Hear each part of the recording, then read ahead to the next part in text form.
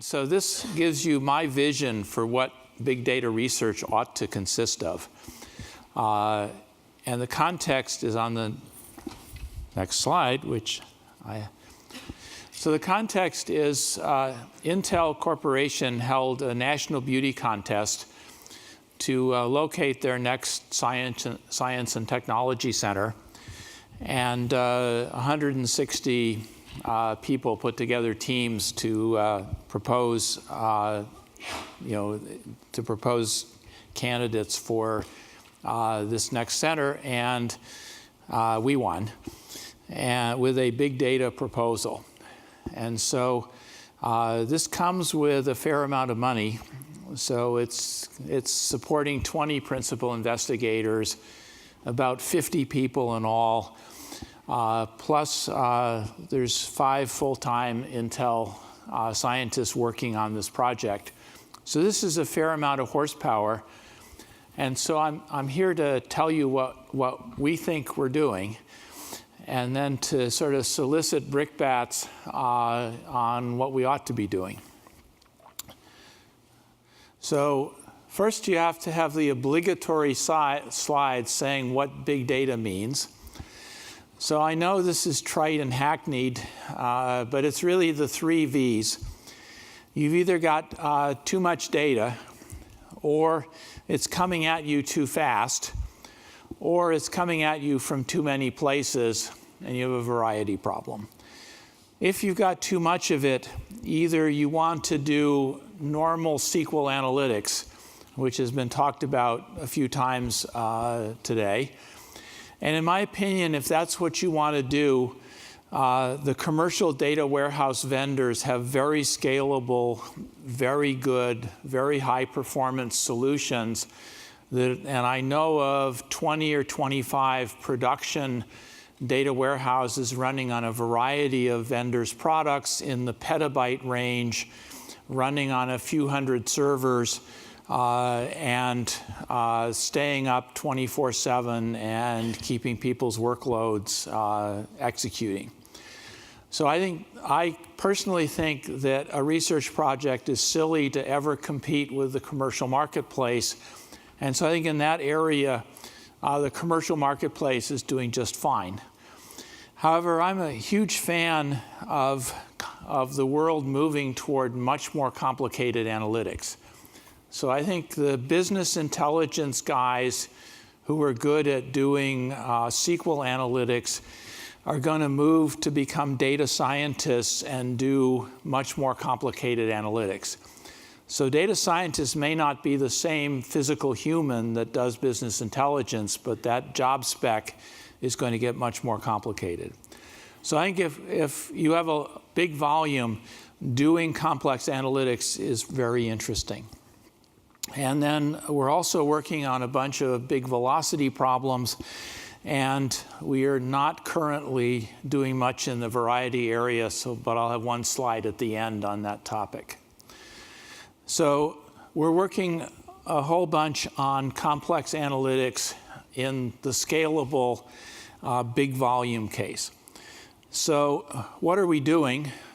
First of all, we're doing big visualization. So one of the lightning talks ended with a couple of great visualization pictures of trying to put a lot of data up on a screen. If you say select star from Facebook's graph and try and display that, I guarantee you it will turn the screen black. So you've got to do something smarter. Big algorithms. So in my opinion, most of the people who work on machine learning, data clustering, all that stuff, are mostly theoreticians who mostly just want to count whether it's order n or order n squared. And dealing with big algo when the rubber meets the road is a big problem. In my opinion, the NERSC guy said it all, which is you want to mix and match algorithms with data management operations. So you want to subset your genomic data and then run regression on the result. So DBMSs are going to have to support both big algorithms and the linear algebra that underpins almost all of that stuff. In the big velocity area, we're working on main memory databases primarily, and I'll try and explain to you why. And then, of course, Intel doesn't give a whit about big data. They care about computer architecture. So we're, of course, focused on what does all this stuff mean for computer architecture. So that's what I'm going to talk about. So big visualization, there was a demo outside that I hope some of you got to see, which is if you run a viz query from your front-end viz system, we're assuming that you have seen the light and that behind your viz system is a data manager as opposed to something else. So if you're running a query, the query system, in fact, has a query optimizer that figures out what the cost of any given query is. If you're going to return a petabyte to the front-end viz system, that's not going to be very useful. And so you can figure that out at query time and instead cut down on the scope of the result by either doing sampling or by doing aggregation or some other technique. So we've got all that running, and there was a demo outside, and Leilani Battle, who's a grad student at MIT, will be happy to tell you all about how that works. We found that people, real-world people want to get something interesting out of their data, and they're not necessarily experts at figuring out what stuff is going to look like on the screen. So it's usually a trial and error process to figure out what the axes are, what kind of a visualization you ought to do, and so forth. So you ought to do that automatically. So that's what we're trying to do, is use machine learning on a large set of, here's a data set, and here's what somebody else wanted as the visualization for that data set, and just use machine learning to create a classification system that will look at your data and pick the viz automatically. Prefetching is a great idea. Scientists tend to want to wander around their data, and if you can figure out what they're doing and query petabytes ahead of them, that'll be a great idea. So we're working hard on doing that, both by watching the track of what you've been doing and fetching ahead of that track in the order in which you're going, and by assuming that you're probably looking for things that have feature similarities, trying to figure out what those feature similarities are, and then looking for things that look like what you've gotten in the past. Part of the team is Jeff Here, who has recently moved from Stanford to the University of Washington. So this middleware system is integrated with a SciDB backend and with Jeff Here's visualization system. And we're having great discussions as to how much work should be done client side versus how much work should be done server side. So that's kind of what we're working on in the big viz area. In terms of big algo, one of the things that I'm particularly depressed at is how difficult it is to get algo guys to really get into the engineering nitty-gritty in terms of making stuff actually go scalably and fast, whether it fits in main memory or not. So we've got Peter Induk, who's at MIT, is interested in locality-sensitive hashing. So we have, he and others have parallelized that and made it scalable. There was a paper in XLDB on that stuff this year.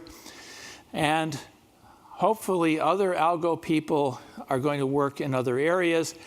In my opinion, a recipe, if you're an algo guy, a recipe to be useful is pick your favorite algo, figure out how to parallelize it over as many servers as you need, and then make it scale to where the aggregate amount of main memory isn't big enough to hold all of your data. So I would encourage any of you who do algo stuff to get involved in doing this. The other thing we're doing is R is kind of the universal tool of choice, except everybody I know hates it. And so Alan Edelman and a bunch of other people are working on Julia, which they claim is a wildly friendlier way to program stuff that you would otherwise code in R. So we are trying to make Julia very scalable. Okay, so behind this Viz system, there is a database system if you've seen the light. If you haven't seen the light, then hopefully you will soon. And you look at the algo that people do, it is mostly array-based. There is some graph-based algorithms, absolutely, and there is some table-based algorithms, but most algo is not table-based. So it's mostly array-based and sometimes graph-based. So, of course, I'm a big fan of array-based database systems because if you're trying to do array calculations, you either simulate them on something else or you implement a native array system. So we've got projects to make SciDB elastic, meaning if you run out of resources seamlessly and without going down, it simply expands the number of nodes you have. There are some interesting query optimization techniques that work on arrays but don't work on tables. So we're investigating that sort of stuff. And then I'm going to contradict what I just said, which is, in my opinion, if you want to do graph algorithms, you can either implement them directly on a graph-based system, or they're easily modeled as sparse arrays, so that there's in the ij cell in an array, there's something there if there's an arc from I to j. We have blindingly fast support for sparse array algorithms, so that we're going to try and compare our stuff on that modeling for graphs against doing them directly. So that's the stuff that's going on. Now, it's always useful to have a bunch of use cases to guide your thinking. So you heard in the last session about the genomics benchmark that we're working on. We have all of that stuff running, and we have it running on a whole bunch of different DBMS and other kinds of solutions. So see our lightning talk, which already happened. We have one of the project team members is Jim Frew. He does MODIS satellite imagery to predict snow cover here in the Sierras, because what you drink in the way of water down here is what fell as snow up there a while ago. And so we have, unlike NASA, which gives you a set of pre-cooked levels of pre-cooked data, we store the raw imagery in SciDB, and we have the NASA cooking pipeline as database objects.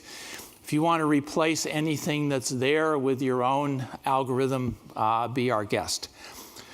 The same sort of architecture has also been used at the University of Washington for sky survey data, which has been put into SciDB. Magda Balasinska has created a thing called ASCOT-DB. And then we have a huge amount of the Twitter feed, which we're trying to figure out what to do with. So those are kind of the use cases we're messing with. And most of this stuff, as I said a few minutes ago, is linear algebra. Now, if you look at how R does linear algebra, they call BLAS. And BLAS is simply Jack Dongarra a while ago. And so BLAS, LAPACK, Scalapack, that's all Jack Dongarra. And if you do matrix multiply, I can tell you that there's a 10 to the 5th performance difference between doing that in Python and doing it in Intel optimized C++. So in the beginning days of SciDB, we actually wrote some linear algebra operations ourselves, and we found that we were an order of magnitude slower than what Scalapack could do. most everybody has come to the same conclusion, which is you don't want to write your own linear algebra. Don't fight the wizard. Just use his stuff. So Jack is a member of the Big Data Intel ISTC team.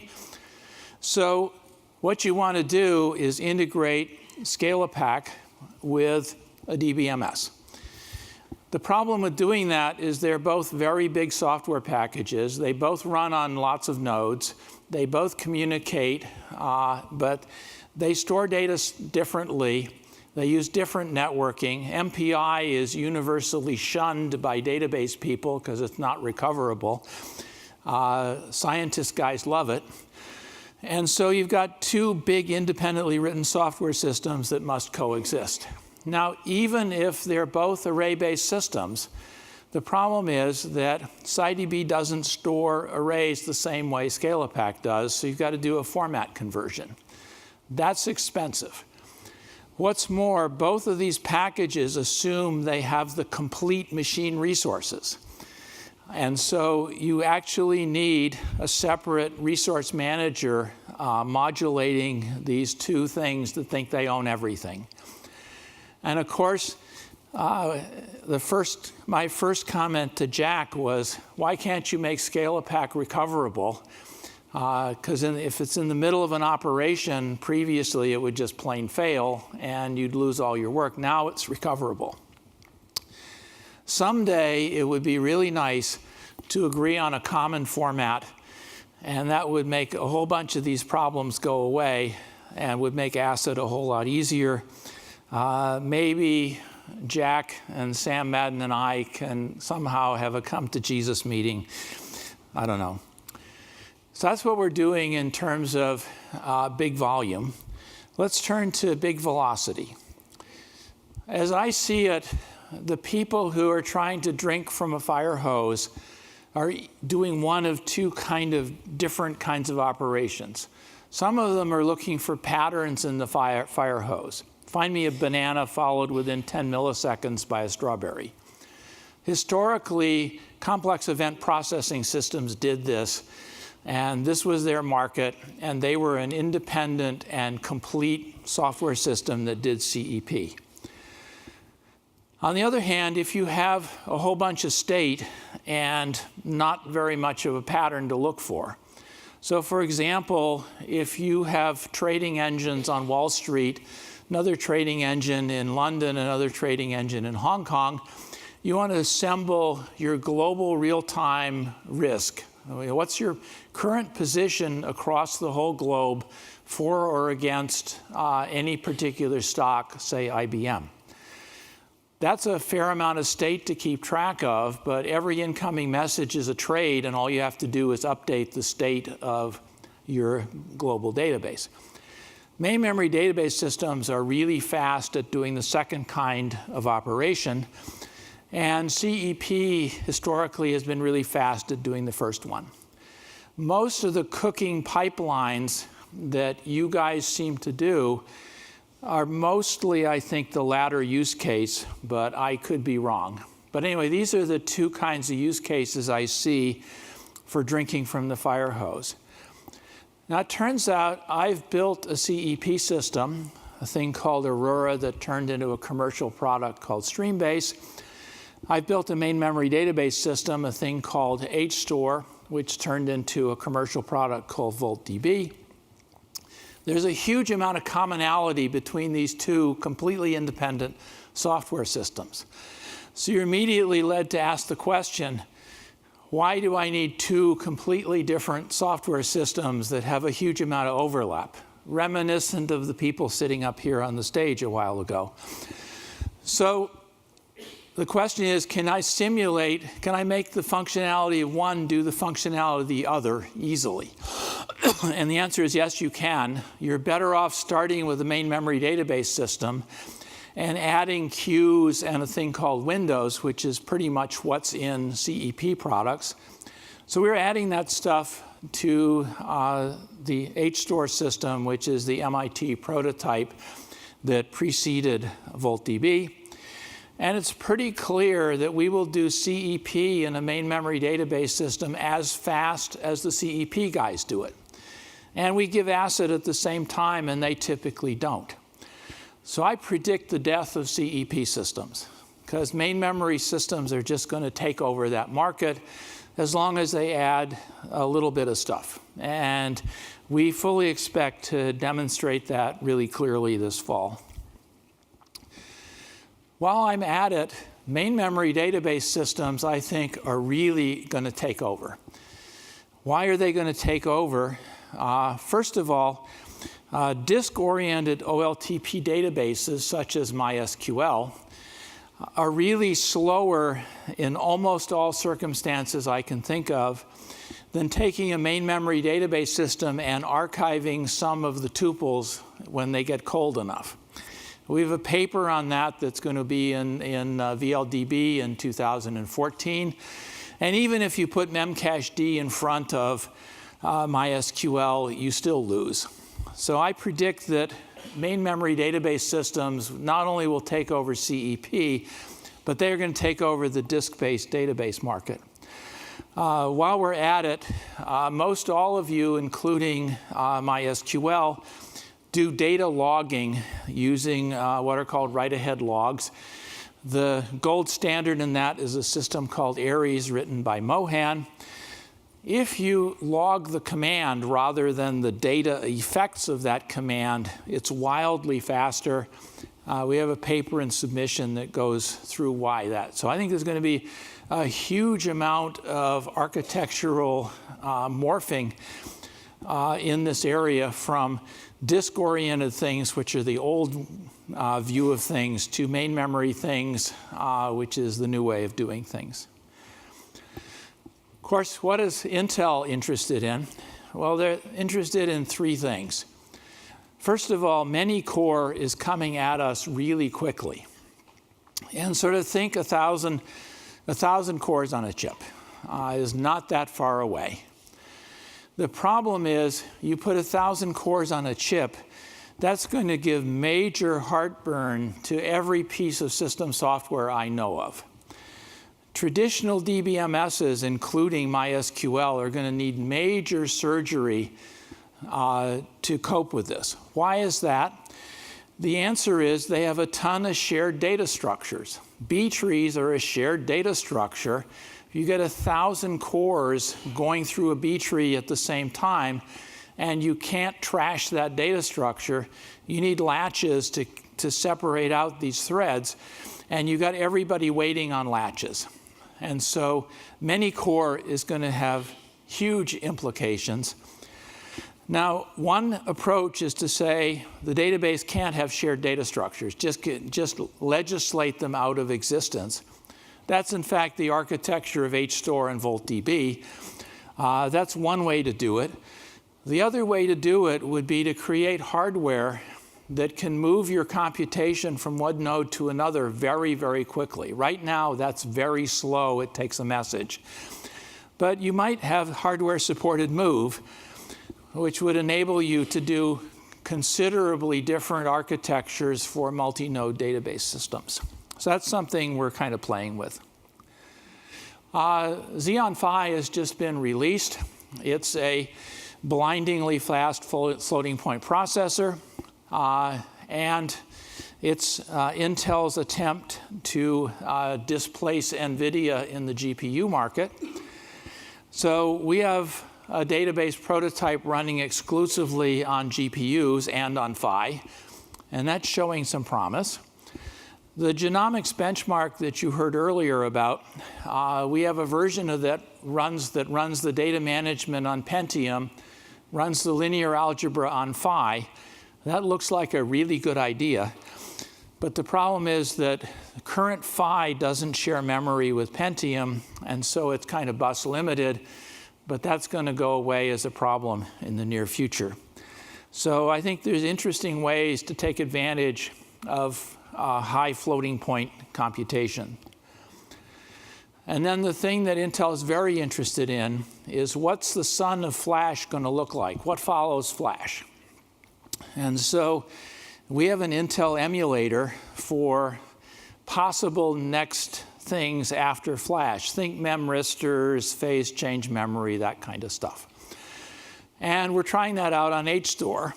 And that should extend the reach of main memory databases even past where they would get to otherwise. And so that will make them even more attractive, in my opinion.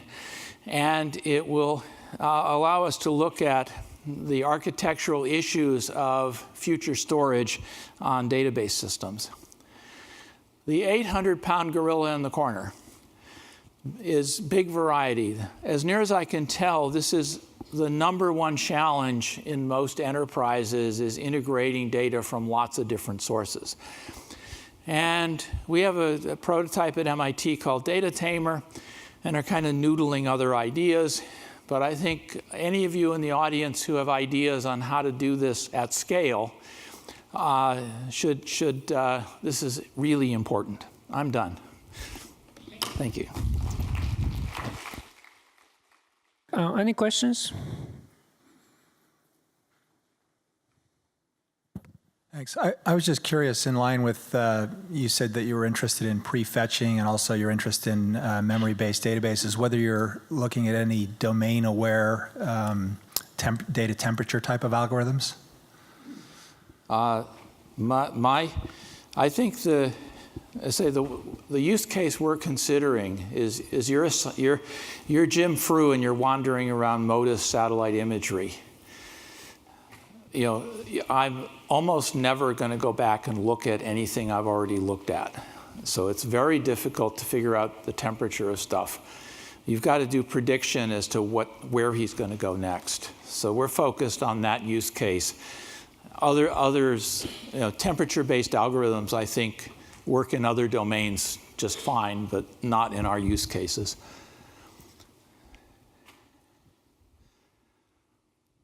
Okay.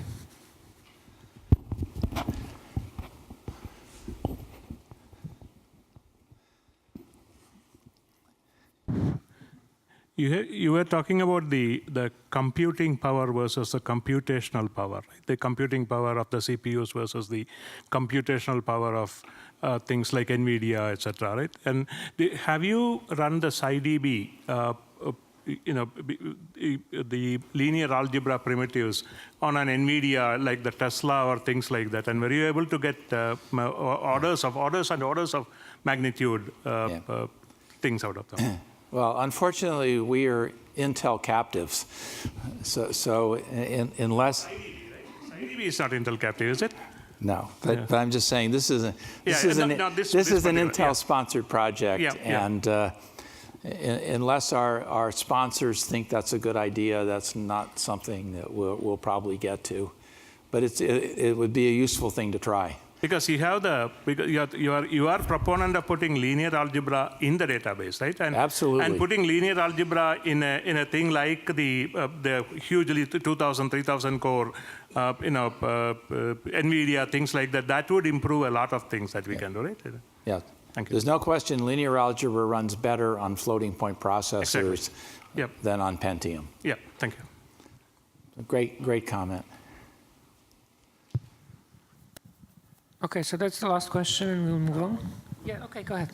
Yeah, the main memory database system had been proposed a long time ago, maybe 15 years ago. It didn't succeed. You know, what's different this time? Why do you see you can successful? Please. Very simply, that the size of OLTP databases is rising at the rate you sell more stuff. And that's rising more slowly than main memory is getting cheap. So the OLTP database market is essentially going to go to main memory either now or soon in the future. And so I think if you have an application where your database size is increasing more slowly than main memory is getting cheap, then those two curves are going to cross at some point, and you'll be way ahead to use a main memory database system. Even if your stuff doesn't fit, if you use anti-caching, the chances are extremely high that a main memory system will run way faster than a disk-based system for some technical reasons that I probably shouldn't go into for time reasons. So I think main memory is going to take over a huge fraction of the database market. All right, thank you.